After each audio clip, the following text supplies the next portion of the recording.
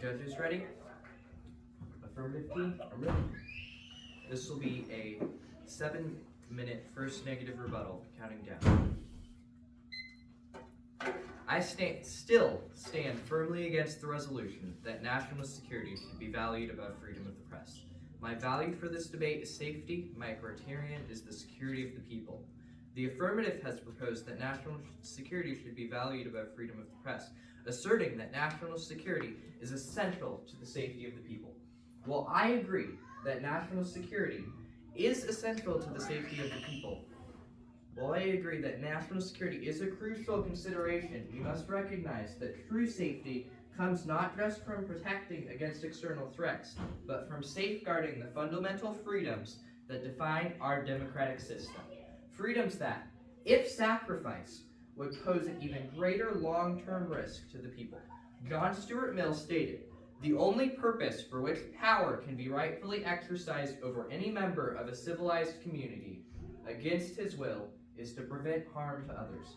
In this context, the right to a free press as a safeguard against governmental overreach, preventing harm to individuals and society by ensuring transparency and accountability. The value of safety must extend beyond temporary external threats. It must also include the safety that comes from protecting the very democratic principles on which our nation stands. Without a free press, there is no check on government's power, no means of ensuring transparency, and no way to protect against internal threats to liberty. By prioritizing national security in a way that allows the government to silence dissent and suppress the press, we open the door to authoritarianism, which ultimately poses a greater threat to our collective security than any foreign adversary. Affirmative's claim on national security and liberty. The affirmative's argument is based on the premise that national security should be prioritized when it is in conflict with press freedom. However, this creates a false dichotomy that national security and freedom of the press are mutually exclusive. This is simply not true. The founding fathers of our country recognized that national security and liberty are not opposing forces, but two pillars of a well-functioning government. James Madison wrote, "A popular government without popular information or the means of acquiring it is but a prologue to a farce or a tragedy, or perhaps both." This quote reveals that liberty and transparency are inseparable. National security measures should never infringe upon the people's right to information, because without transparency, the government's actions became susceptible to corruption and unchecked power. The true threat to liberty is not national security itself, but the abuse of power that can occur when government actions are hidden from the public eye. A free press is a necessary check on power. It holds leaders accountable, ensures transparency, and prevents corruption. A government that operates without the security of a free press can engage in abuses of power that harm citizens far more than any foreign threat could. Press as a check on government power. The affirmative team asserts that the press plays a crucial role in exposing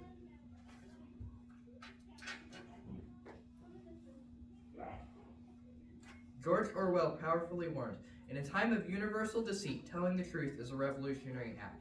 In a world where governments often justify secrecy and censorship under the banner of national security, the press remains one of the only forces capable of challenging that deceit and exposing the truth. When government's actions are left unchecked, there is a real risk that the very government tasked with protecting national security becomes a threat to the people it is meant to serve. Consider the numerous examples in history where a lack of press freedom led to oppression, abuse of power, and the suppression of truth.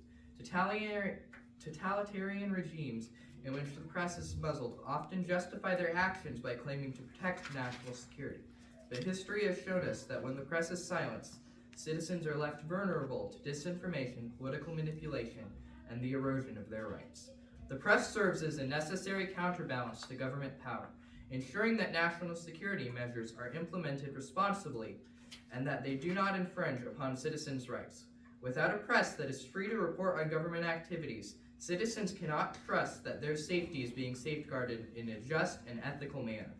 A government that operates in secrecy can easily become a government that undermines the very principles it claims to protect. The affirmative team argues that in today's age, with its instantaneous flow of information, a free press is even more argue that a free press is even more important. It is essential to recognize that unrestricted access to information is not without its dangers. However, these dangers do not justify silencing the press altogether. Instead, we must strike a balance, ensuring that the press can operate freely while also establishing ethical guidelines that prevent the release of information that could directly harm national security. The affirmative's argument assumes that more information is always better, but ignores the fact that the misuse of information, whether through disinformation, manipulation, or the spreading of panic, can be just as dangerous to national security as any external threat. This is where the press's responsibility comes in. It must report accurately and with integrity, ensuring that the public is well informed without inciting unnecessary fear or confusion. Thomas Paine aptly said, "A nation under a well-regulated government should permit nothing to remain hidden. Truth at all times is the best weapon against tyranny." The press, as an institution, must strike a balance between reporting the truth and doing so responsibly. Disinformation and irresponsibly released secrets harm both the public's trust and national security.